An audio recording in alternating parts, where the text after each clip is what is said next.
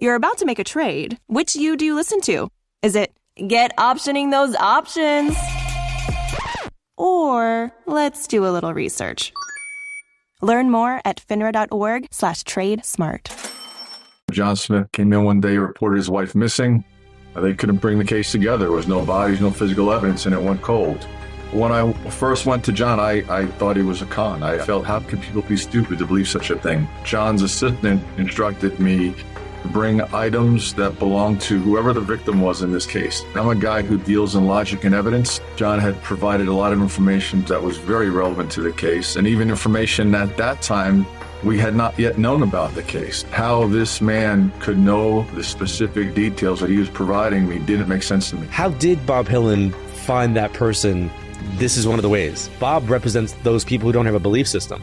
So for anybody that has that person in their lives that you want to get them to think about, is there a survival of consciousness, paranormal, supernatural? Chasing Evil is a great way to get them to kind of walk through that door without them realizing they're walking through that door. All right, guys, I got a doozy for you today. We have John Edward and Bob Hilland, co-authors of Chasing Evil. And I'm going to tell you, ladies and gentlemen, this is a real page turner.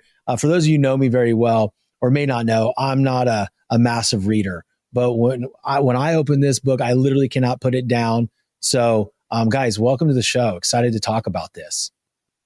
Thanks for having us. Thanks for having us. Yeah. Wow, this thing has been a long time in the making, guys, right? I mean, this question can be for John or Bob.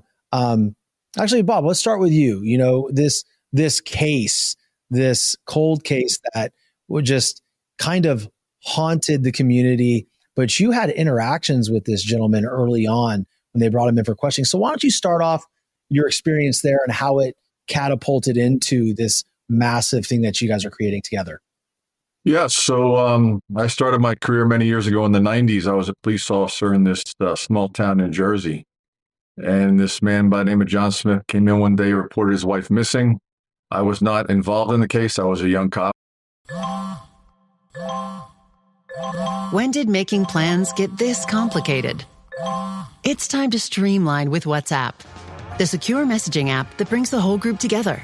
Use polls to settle dinner plans. Send event invites and pin messages so no one forgets Mom's 60th. And never miss a meme or milestone. All protected with end-to-end encryption. It's time for WhatsApp. Message privately with everyone. Learn more at whatsapp.com. But certainly was aware that this woman had disappeared. The investigators at the time ran into ground every lead, and they learned that this same guy had been married to another woman who disappeared many years earlier. And despite the efforts of many capable investigators at that point, it was over 20 years, they couldn't bring the case together. There was no bodies, no physical evidence, and it went cold. In 97, I left and I joined the Bureau. I'm in the New York office working cold case homicides, organized crime cases, gang cases, that kind of thing. And I happened to bump into one of the old detectives that I used to work with. He's literally sitting at his desk. I see the binders on this case, and I asked him what happened to this case, and he said it was dead in the water.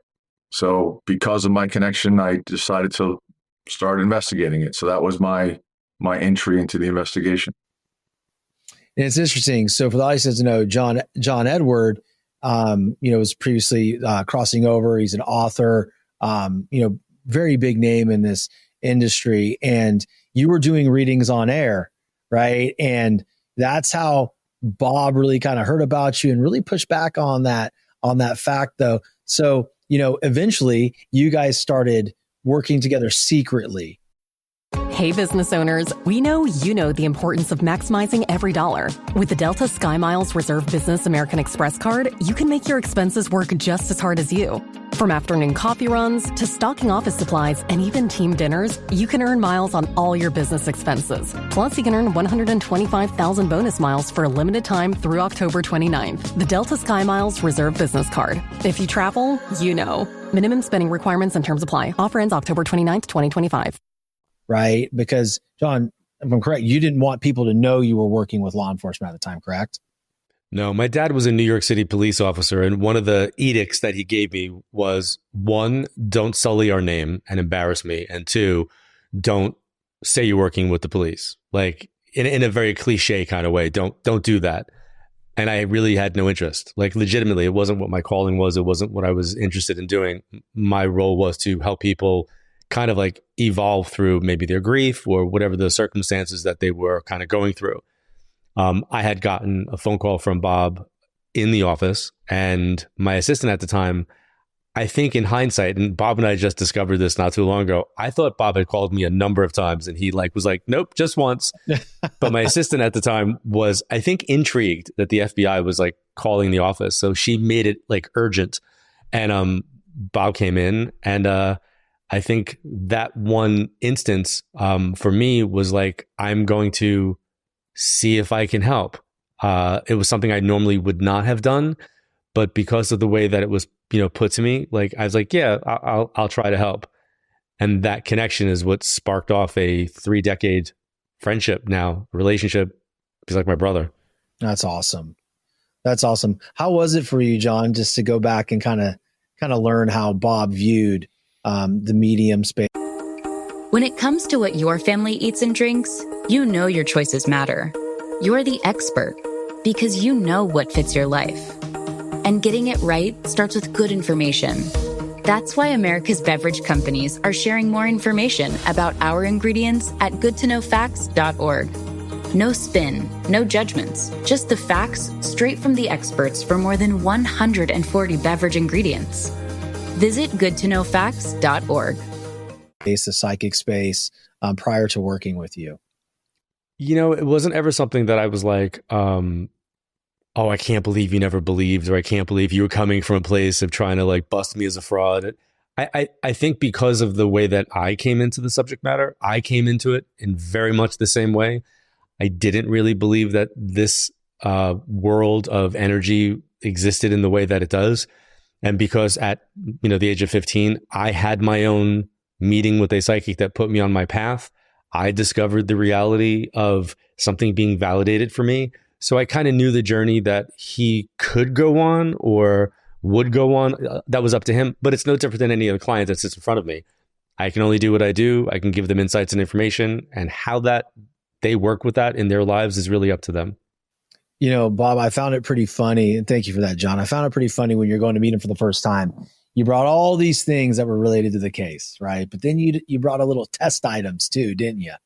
I did. And, when I first went to John, I thought he was a con. When I first heard him on the radio, I felt, how could people be stupid to believe such a thing?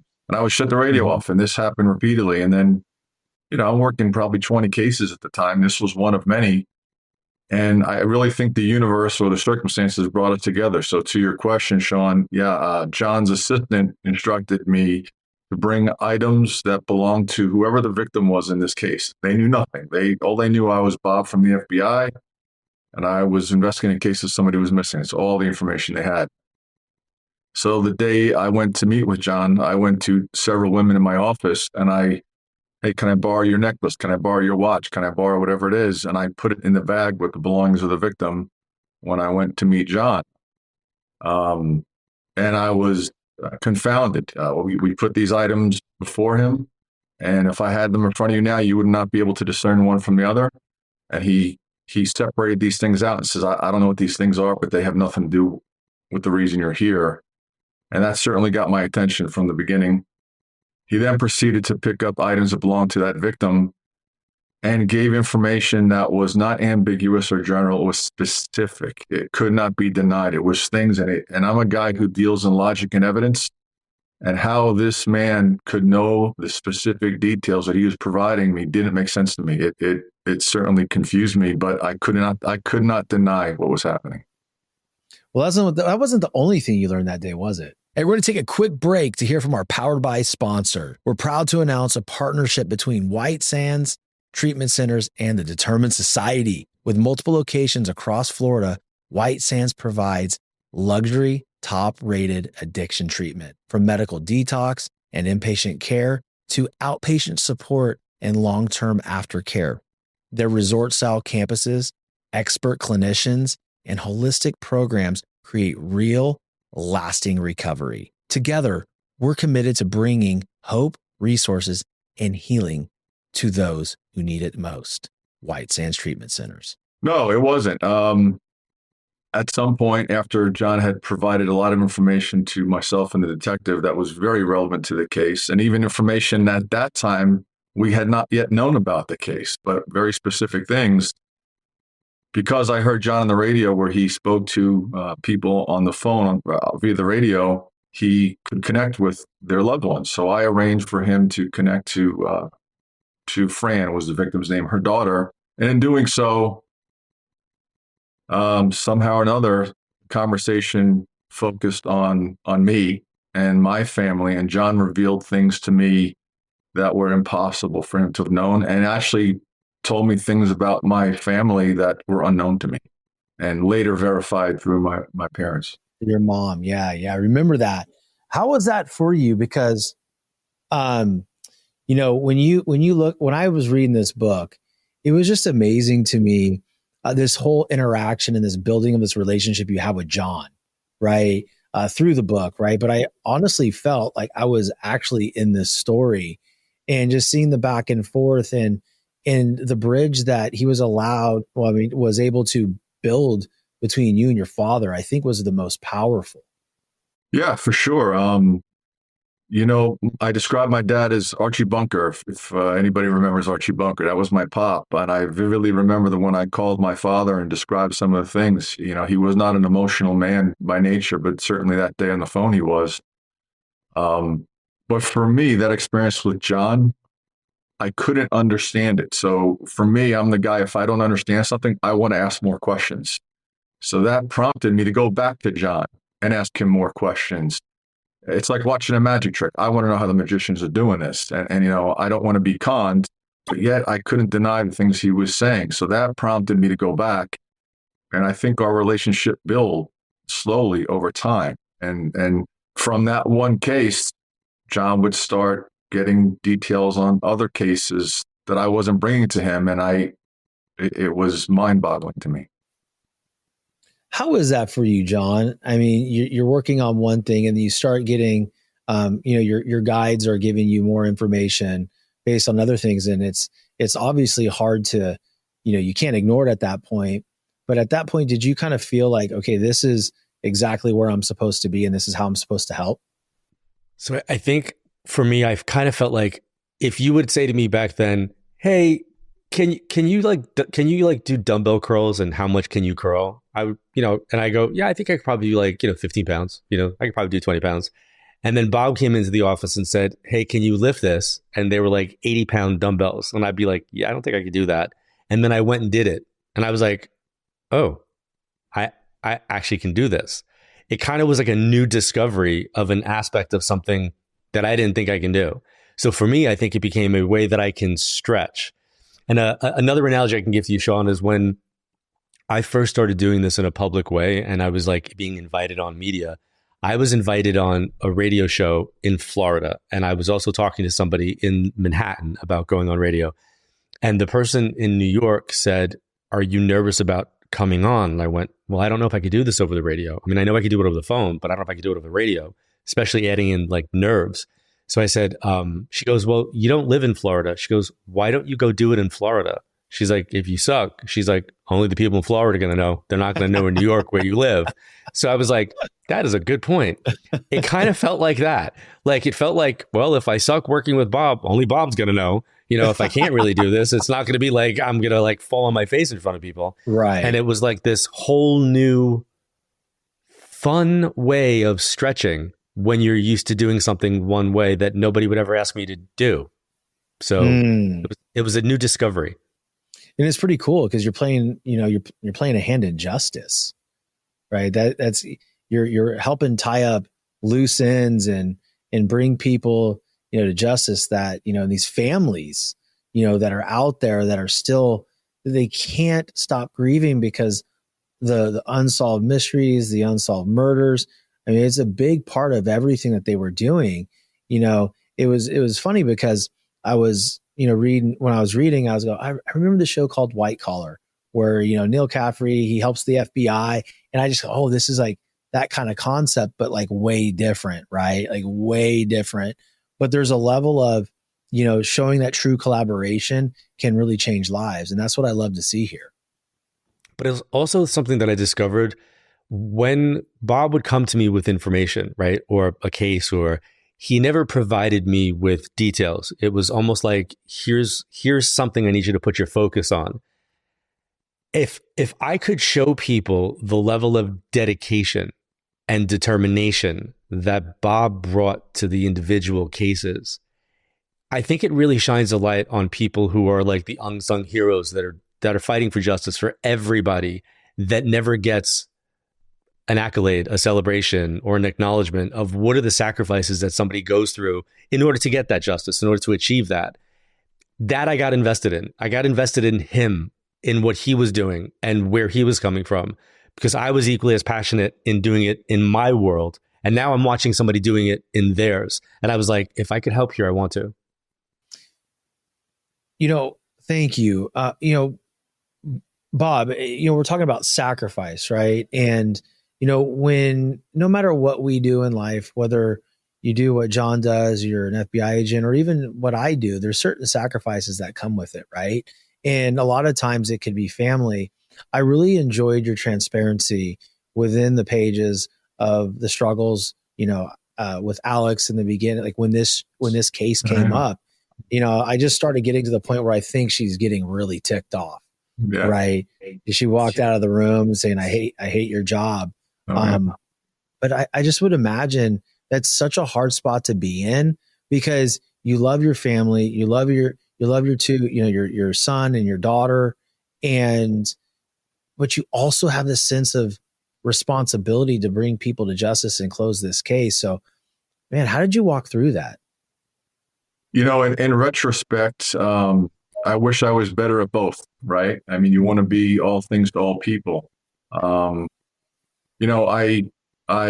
There's only so many hours in the day, and I tried to use them as best I could. And it's funny, it's a great question you asked me. I vividly remember back in the days before cell phones, we had pagers. Remember pagers? Yeah. And you can imagine, in my world, my pager was constantly going off with all these different cases and things of that nature. And I remember vividly one day, and John, I don't think you know this story. I'm running around with my son in the living room, wrestling with him. He's a toddler, and my pager went off.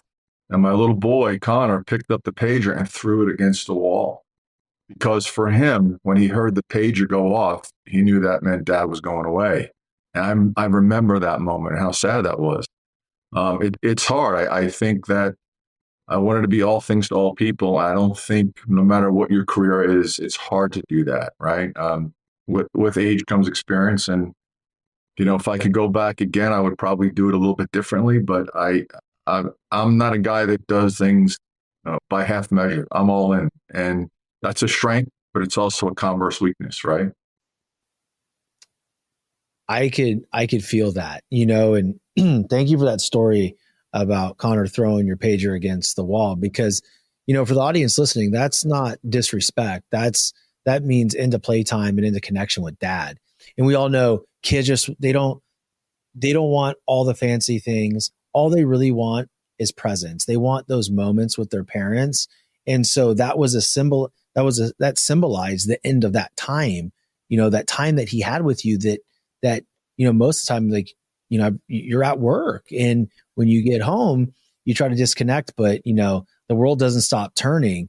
That's, to me, I wanted to ask that question because everybody talks about, John mentioned determination, and we talk about being determined to chase our goals and to become something, but no one talks about the underlying garbage, right? The hard parts. And I could remember early on where there was a lot of, I don't want to say arguments, but like some contention, because I was recording, after I took the show out of my car, I took it into, my extra room, and then my family's upstairs locked away like like a bunch of prisoners. And we had those moments, right? And it's hard because you want to be all things to all people. And, when you're trying to build something so you can be successful, so like the family also benefits from, they do get impacted a lot. And, what allowed you to still continue forward without the fear, or maybe even, attracting the fact that, this could be something even majorly wrong with me and my wife. Yeah, I think I didn't want to let anyone down, especially the victims in the cases. I didn't want to let the FBI down. I didn't want to let my family down. And so I think I was all in on these things, as I said. And to be candid, I think for me and maybe for John a little bit, for me, this book, I want my kids to realize what I was doing all those years, that it had purpose. And this is kind of like a tribute to my kids as well. This is, while I'm honored to be on your show, I want my kids to say, wow, that's cool. Yeah. Wow. I mean, to make our kids proud, but also that explanation, right, guys? It's like, hey, daddy wasn't missing. Daddy was just doing this and played a part in a really big thing, that to me is just so powerful. Thank you for sharing that.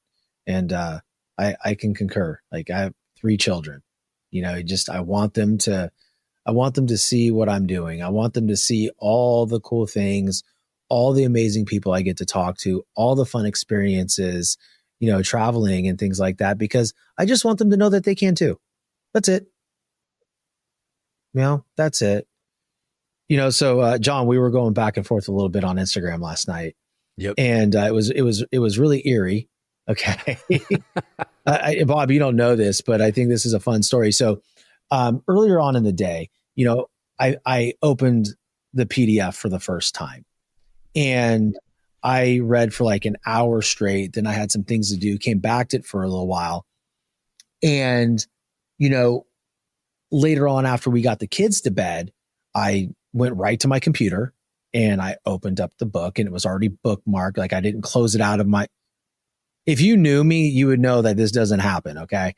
So I opened the computer back up and my wife looks over and she goes, "You're on it again, huh?" I go, I can't stop. Like, I can't stop. And I said, my biggest fear is I know I'm not going to finish the book by the time that I have this interview, but even still, this is just great to connect with the actual people, right? Like the actual people in this book that I get to speak to tomorrow. So it's like, I'm super excited about this. And it was to the part where you were doing the reading on him. And, you said, Bob, you were brought here for, not just this case, but there's other things. There's a reason that you're in my life, and my phone lit up at that moment that I read that. And I'm like, that's weird. And I looked at it. I'm like, seriously, dude? Like, seriously? And it was at that moment, John messaged me back on Instagram at that very moment. I mean, out of all the moments, I'm like, pulling tricks on me over there. Like, what's going on here? And so, but if you believe in that kind of stuff, Shawn, hey, listen, I do. Yeah. I mean, absolutely. I've already submitted inquiries to your website. Like, I'm in. I'll fly to New York. But no, it's just, we all don't know why we're in certain situations. And the thing that I'm really enjoying about your two's collaboration for all these years, almost 3 decades of it, is that there's constant proof in this universe that people are brought together for a reason. We are energetic beings. Like, there's no mistake. There's no nothing. And it's our job to be all in, like Bob would say, in that moment to figure out, not to figure out, but to, as a consequence, figure out what this really is. Yeah. I'm going to say that having the experiences that we've had, and even still, like in the last couple of days where we're doing this, where, there's a tangibility of like, our story is here. It's like, I could touch it. It's not just this nebulous thing that happened where we were like 2 people that would connect, by the way, mostly over the phone, right? Hardly ever in the same place at the same time. It now kind of solidifies for me, like, okay, here's the reality. Here's the lesson. And then I take it to the next place. I go, for the people like yourself, right? Who have this in their hands and they're reading this, they have this in their hands and they're reading this and they're in this moment of, can they see themselves? Can they see their story? Can they see their journey? can this make them reflect back on where their sacrifices are in their job as a CEO or mom, right? Whatever it is that they're doing. And how can we help them evolve through what we're disclosing here? Because I can tell you privately, for both of us, we're excited that this book is out, but we're also like nervous about being vulnerable that this book is out, because it was kind of like we're both looking at each other like, we're going to do this, right? Like we're jumping now. Like this is happening. Like this is coming out. But that's the thing. That's what I really loved about it, because it's not just about the cases. It's not just about Bob's gift and law enforcement and investigation. It's not just about your gifts and what you do. What it was really about is getting people to look at their life. I'm going through my own losses in my life while I'm reading this book, because it's so relatable. I'm going to my grandma who died of pancreatic cancer in 1997. Then I'm going to a bunch of different other places of people that I may have lost. I'm like, wow, like, I bet you they're here. And it gives a sense of comfort, right? And I think that the more introspective we can be about our own lives and the things that we're going through stories that you guys are telling, or whatever stories that they're reading or listening to, I think it's impactful. I think it's necessary. It's such a raw book. I can't say enough about it. Yeah, I think to all these points, John has often asked me, Bob, if we go back in time to that first day and, forecast this is how it was going to go, how would you react? I'm the last guy in the world that would be talking to psychics, right? So, and for 25 years, I had to keep my relationship with John hidden for many, many reasons, right? But if the young Bob Hilland was sitting here, he'd be making fun of you two. He'd say, "What are you guys doing? Why don't you get a Ouija board out and start talking to each other?" That's what the young Bob would say. The world was very black and white to me back then. John has taught me an awful lot over the 25 years, and I've learned to understand there's more than what we just see. There's more than what we just see, and to kind of tune into that and trust that a bit. Well, sorry, go ahead, John. No, please go. So for so many, this is my 40th year doing this, right? So in 40 years of doing this, there's a lot of the same questions that come up. And one of the questions that people will always inherently ask me is, if somebody loses a relative and they're in deep grief and they are open, they're objective, they feel like they're connecting, it's not wishful thinking, they know they're seeing patterns, but their spouse is not, their dad is not. And they're like, how do I get that person to look at this differently? To me, this is one of the ways, because this is coming at it in a way of looking at objective truth, where we're talking about crime. We're talking about things that are outside of the scope of what most people are going to have to hopefully go through. And that gives them the opportunity to suspend their own personal loss and kind of come in a back door and say, well, how would John Edward know that if Bob Hilland didn't tell him that? How did Bob Hilland find that person on the side of the highway if that didn't come out in the first reading? How did he know that there were breast implants with serial numbers on them and blah blah blah blah blah? All of that now represents the skeptical mindset of the person who doesn't believe in the subject matter, who can come into it in that way. So Bob represents those people, for the people who don't have a belief system. So for anybody that has that person in their lives that you want to get them to think about maybe something metaphysical, paranormal, supernatural, is there a survival of consciousness? Chasing Evil is a great way to get them to kind of walk through that door without them realizing they're walking through that door. Yeah, I don't. To that point, the book wasn't written to try to convince anybody of anything, right? This was not an homage to John. John is who he says he is, and I know that because I lived and breathed it with him, right? I'm not a salesperson for John Edward. He's my brother, but I can attest from my own time with him that he is who he is. And all the people who express skepticism, that was me. I get that, but this is what it is. The book is simply a documentary of the events that took place between us. And as I think you may have alluded to, Shawn, when you read it, you're going to feel like you're part of these cases with us. And it's fascinating how I met him on this one case. and how that one was like a domino. It led to so many other things and so many other cases. And it was just, I honestly believe that all these things happened for a reason, the way they were supposed to. I couldn't appreciate it back then. I didn't understand it. But looking back now, and it's easy to connect dots looking back. When you're going through it, it's hard to make sense of it, but it all seems to make sense to me now. I think what it really also does too, guys, and thank you both for that, is look right in front of you. Like, that was one of the things that was, John telling you within the book, like, look, it's right in front of your face. Look at it, pay attention. Right. And everybody every day is going through something like that they're not seeing, that's right underneath their nose. Yeah, 100%. Right. And, the book is going to detail things. And, when you're an investigator, you want to score the touchdown. You want to put the guy in jail. And sometimes it doesn't always work out the way that you hope. But I've learned that sometimes the way it happens, it's supposed to happen that way. And it may be frustrating at the time when I'm experiencing it, and it pissed me off. And I would call him up yelling at him and in the world, and he would say, it was supposed to happen this way. So what are you talking about? It's supposed to happen this way. But I look back now, and that goes to everybody who's listening to this, our personal lives. When we're going through those hardships, you say, why God and why me?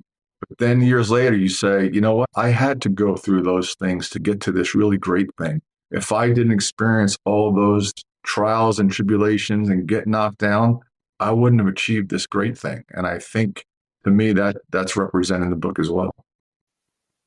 1000%. And look, those things that you're talking about, those trials, tribulations, those are the growth moments, right? You're a big dude. You're what, 6'8"? How tall are you? 6'8". Yeah.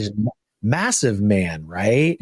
Strong, lifting weights. But when you lift weights, do you stop when it hurts, or do you go to failure? Right. That's the thing that confuses me about life in general, is too many people want to lay off when their brain tells them, hey, seek comfort. Yeah. Well, comfort's where you go to die. Right. And it's easy to lay down. Yeah. Yeah. And I really enjoyed it because, all these setbacks in the cases, the natural evolution of your friendship, it all had to come out like that for it to be as strong and as riveting as it is now. Right. And those things are built by design. And so there's a lot of people out there, right, that say that stuff. But if you bring the idea of a John Edward to them, oh, that's no. Well, you can't believe in one thing and not believe in the other, right? Because they're connected. And we're true energy forms, right? That's truly what we are. And so this whole thing's just fascinating to me. And to be fully transparent, I semi-believed. It was more hopeful, right, John? I mean, I was very hopeful that this thing would exist, and one day I would have an opportunity to go somewhere and have an experience with someone that can answer some questions about my past, right? And then my wife's as well. And when I'm reading this, it's not just hope anymore. And that's what I want the audience to really dive into. Like, guys, honestly, pick up this book.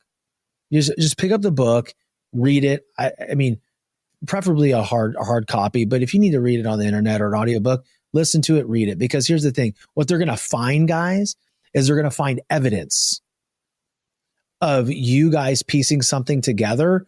And it was almost like moments where John would say one thing, and then you would talk to maybe a former boss of John Smith, and it would be like dead on.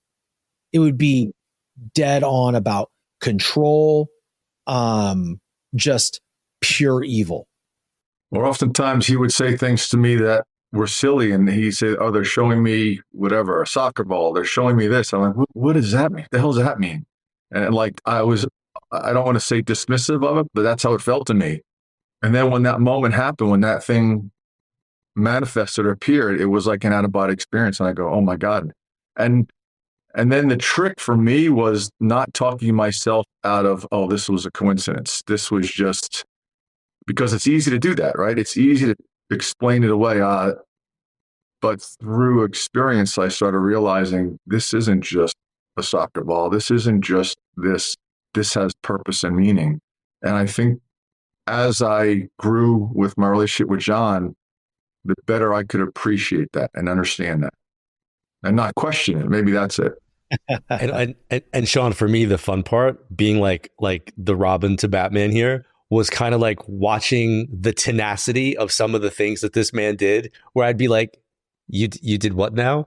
And one of my favorite things is when he put, Bob, when you put the photo in the window at the mall. Oh my God, it's the glamour shots. Oh yeah, that didn't work out so well. Dude. You got lit up by that lady. That did not work out too well. That was like, when he told me he did that, I was like, oh my God, I can't believe you did that. And the second part was, that's pretty brilliant. That's actually pretty brilliant. So it triggered her. Oh, it triggered her. Yes, it did. But things happen the way they're supposed to, I guess.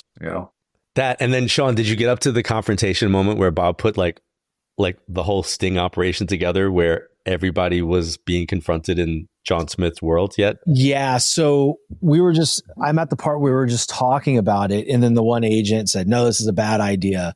And then went to another agent and said, well, what do you think? She's like, I think Bob's idea is a great idea. I think I got a front row seat to all of that. Like, I literally was wild. Like, that to me was just like another reason why, like, I'm in. Like, this is like, to be a medium, you have to be somewhat nosy and curious about like what's happening while you're in the zone. And to see the lengths that he went to try to bring closure. And I don't even want to say to Betty Fran's family, but to the memory of Betty Fran. Mm-hmm. Huge, absolutely huge. Yeah. I mean, I can tell we're just starting, the stove is just starting to get hot, so to speak, in the book. And I'm, like I said, I'm reading it on the computer. So I'm about, I'd say probably 100, 120 pages in, somewhere around there. I don't remember, but I mean, it's probably more pages than I read all year, guys. It has to grab me. It really has to grab me. And, admittedly, my wife will tell you this. She likes to watch the hopeless romantic things. She likes to watch the comedies. I'm like, ooh, let's watch something that twists my brain. Like, I want to be twisted. I want to be pulled. I want all the ups and downs. And then I want the wow factor at the end. And so this genre of the book, like you said, pretty much just a memoir, a biography of everything that went on is hitting me somewhere where I really like to be led. I like the aspect of the whole thing. Yeah. Well, you should have tried living it. It was quite an experience, right? And then, the circumstances where I had to hide it from the bureau, and sometimes things happen where I had to kind of reveal to some of my close friends what was really happening, and it was something. It was something to live through. It was, and the reality is there's many cases covered in this book. The Smith case was the one that brought us together, but each one of these cases probably could have been a book in and of itself. So it was challenging to get as much as we did in this one book, but we did our best. So you're saying there's going to be more? Who knows? John, you're a psychic. Is there going to be more? I think that's to be determined, right? No. Let's see how this goes. I mean, there's more for us. We know that there's more for us. Sure. We don't know how much more public it'll get. But cool, we've got. Listen, here's the thing. You're reading the PDF version, right? Yeah. So I want your immediate, because I like your energy. I like where you're coming from. What's your perspective? You see this in a bookstore. Does that make you go, I want to buy that? I'm buying or I want to pick it up? Or does it make you feel like, oh no, that's too dark? No, not for me. I'm like, ooh, chasing evil. Hell yeah, let's do this, right? Because I think everybody has that side to them where they like to be kind of, tweaked around a little bit mentally, because, it's a whole reality out there and it's happening out in the world. But for me, it's a pull, right? It's a pull to that book. Not even just the cover. It's the title. You're like, chasing evil. That's interesting. Why in the world would anybody want to chase evil? Like, but if it were conquering evil, it'd be like, no, like it's perfect. I actually want an autographed copy, guys. I'm just going to throw it out there to all the people. I think we can arrange that. I think we can. People that know people that know my people that can get it to we me. know people. Okay. Yeah. We'll I don't have any people, so. Oh, you have people. You have people. Bob, like, let me ask you a question, because you had mentioned that, you started, you had to be very careful on how the Bureau found out about it, but also there was moments where you had to tell your closest friends. What were the reasonings and how did that go? Well, one comes to mind. There was a case involving somebody who disappeared at Yale University, and I was on the scene with some agents and Connecticut State police officers, and John called me from Ireland, I believe it was. And in true John fashion, he starts lighting up like an electrical storm, and he's telling me she's right there, she's right there, and he starts guiding me through this labyrinth of hallways and doors and rooms. And ultimately later, the victim was found where he said she would be. But when we had searched there initially, we said, yeah, she's not here. She's not here. So all my colleagues see me talking on the phone to somebody and they go, who was that? And I go, oh, it's just somebody. But then when the body was found, they're like, all right, what's the deal here? How did you?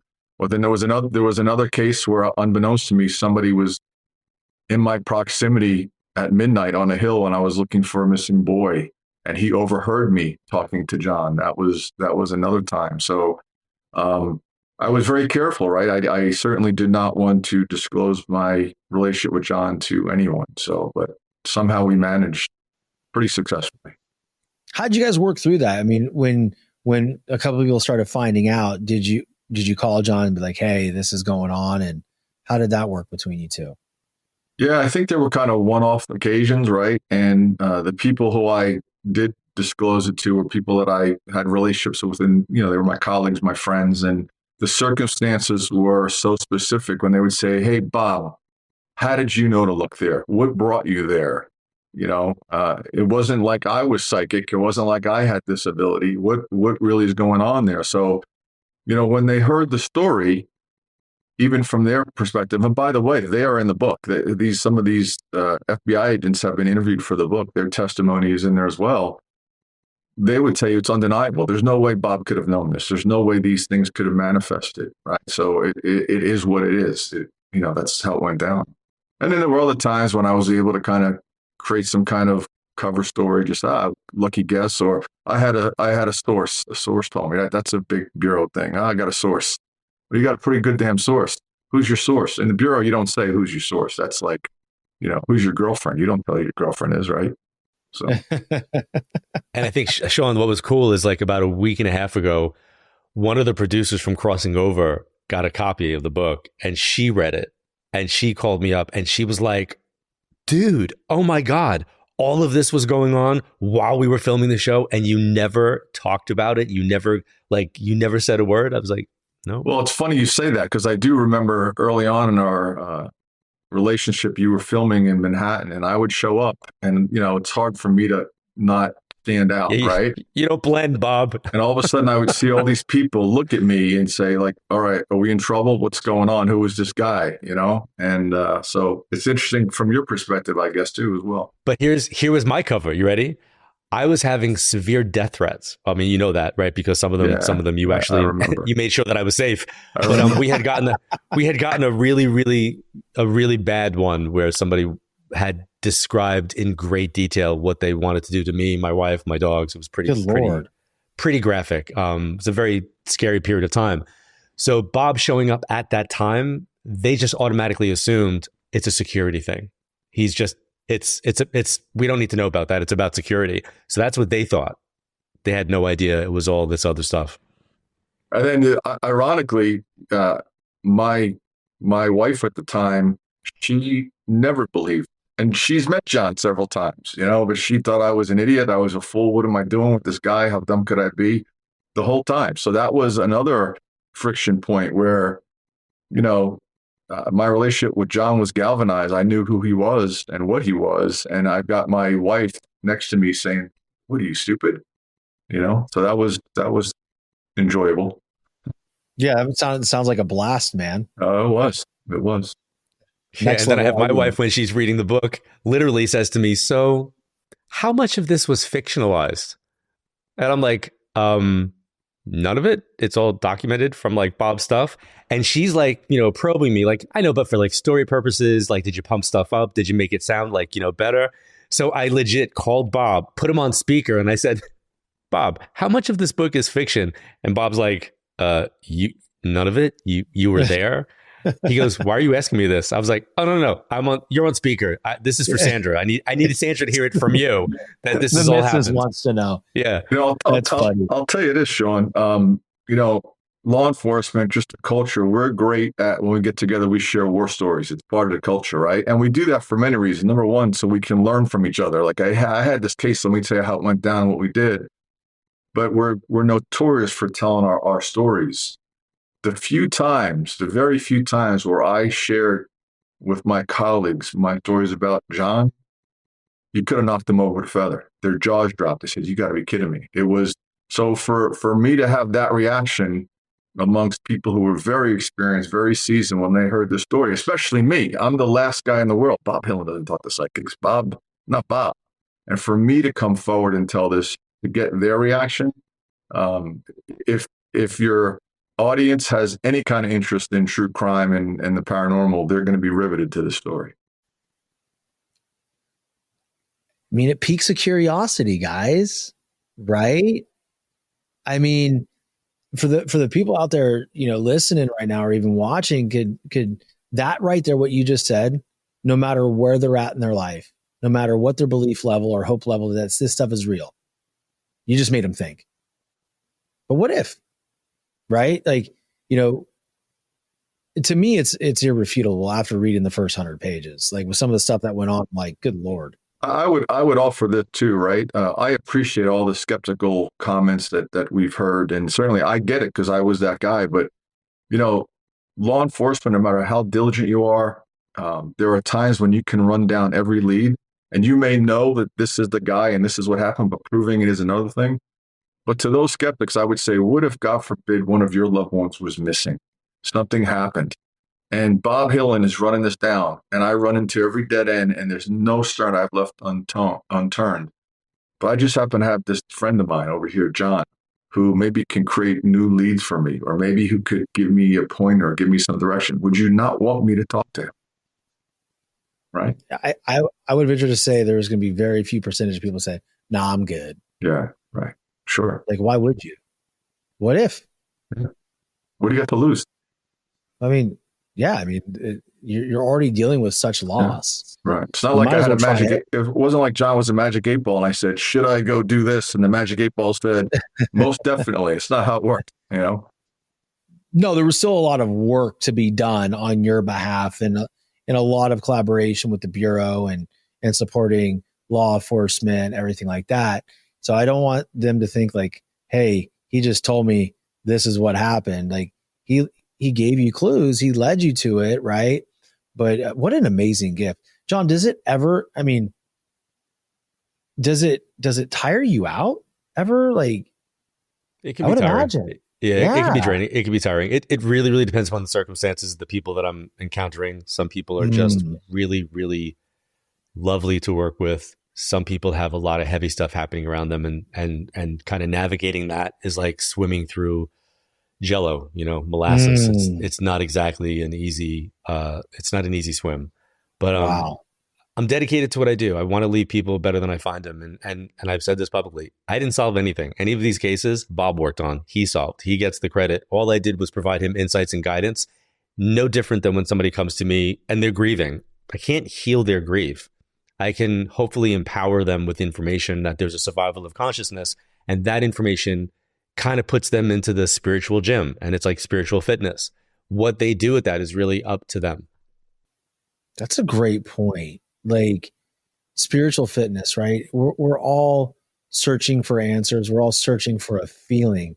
And if you can turn that on a little bit for somebody, and then they can build on that and go seek other answers for themselves and be more connected to the energy source and spirituality. I mean, heck, man, like that's a massive win. Yeah. I mean, I started my career trying to, and I kind of feel like it's gone like the beginning of my journey was building bridges, right? Trying to show people that we can build bridges to the spirit world. Then there was the crossing over era where I was actually showing people the crossing over. And then I knew I needed to leave television because I kind of had that like been there, done that kind of vibe. And I knew that what I needed to do next, television was never going to let me do. And that was to empower people deeper and provide them with the tools that I use in my own lives, right? So that's when I launched Evolve, right? So Evolve Plus TV was the place where I brought all of these things together so that when I recognize that somebody needs not me, but a grief specialist, I've got those people.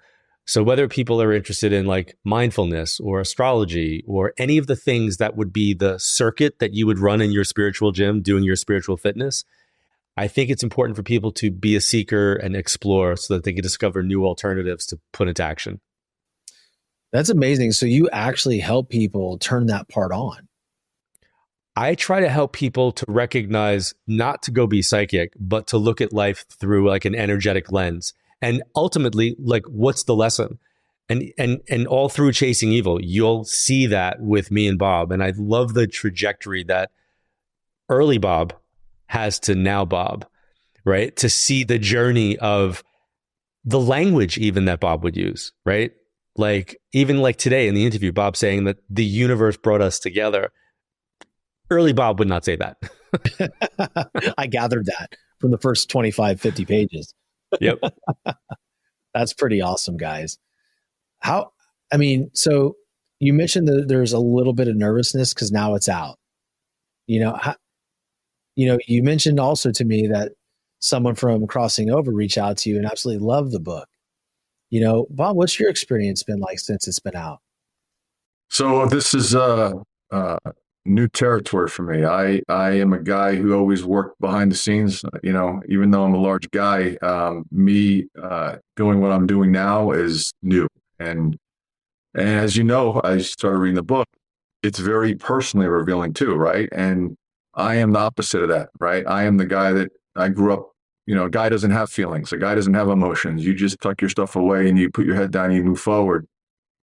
And you don't talk about all this stuff. You just live your life and do your job and do your job. It's as simple as that. So for me, I feel like I am letting the world into my life. And that's scary. It's intimidating. But I think hopefully, even if one person finds value in this, it's for a good cause. I hope that whatever I learned in here, whatever mistakes I made, somebody's going to say, hey, I get that. I'm that guy now. I can sympathize with Bob Hilland. I need to learn from his mistakes, right? We do that with our kids. We all have to learn from our mistakes, but there are certain mistakes you don't want your kids to make. And you say, hey, learn from me. But it is rather daunting. I am excited by the opportunity. I'm excited to see what comes from this. But this is opposite of everything I've done up until today. Pretty darn cool, man. Pretty Thanks. darn cool.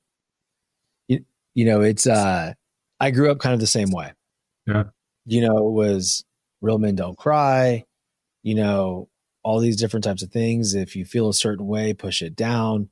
But that does create a lot of anger as you grow older. That creates a lot of gaps in who you're supposed to become because you're holding on to this emotion, all this energy that's just holding you back from that next version of yourself.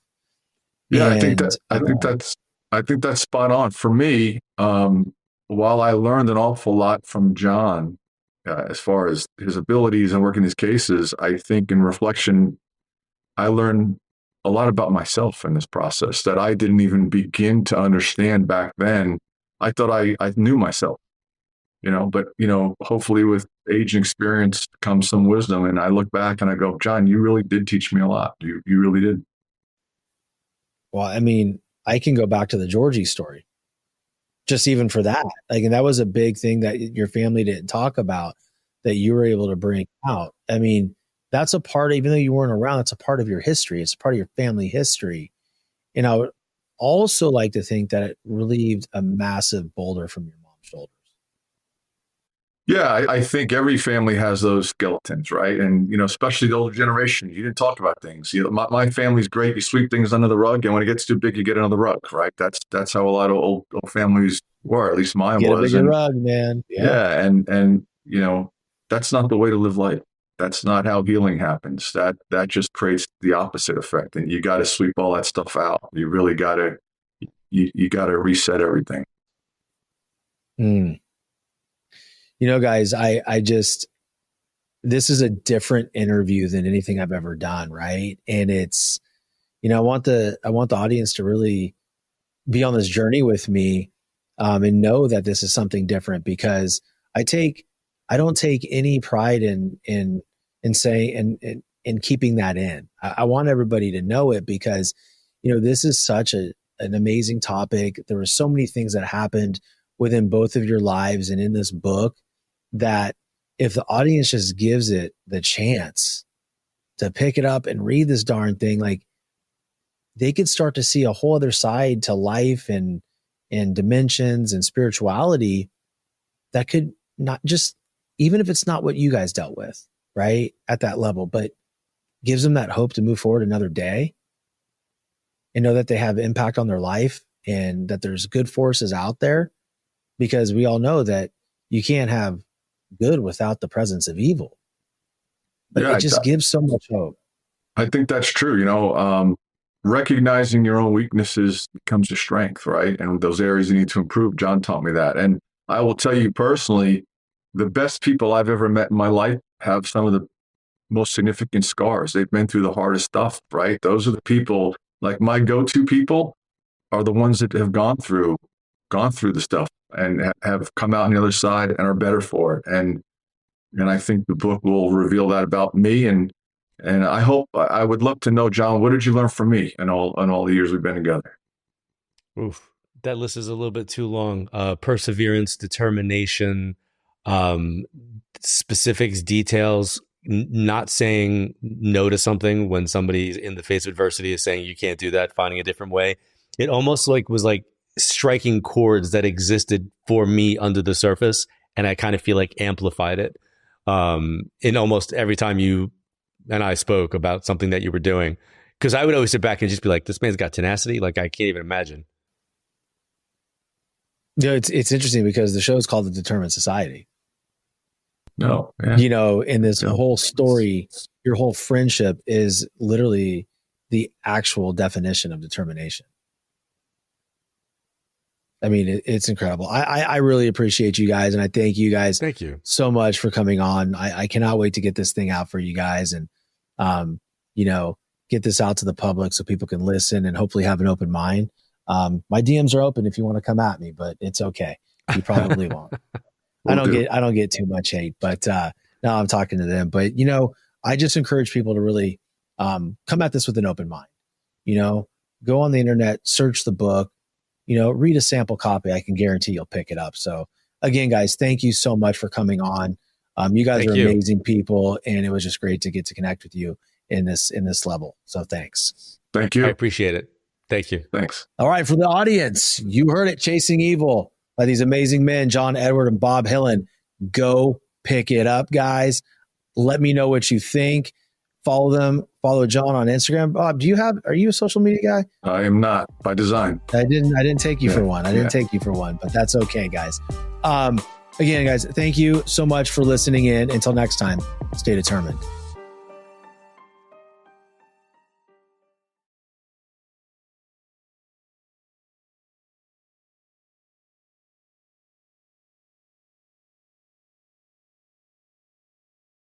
Rinse takes your laundry and hand-delivers it to your door, expertly cleaned and folded, so you could take the time once spent folding and sorting and waiting to finally pursue a whole new version of you.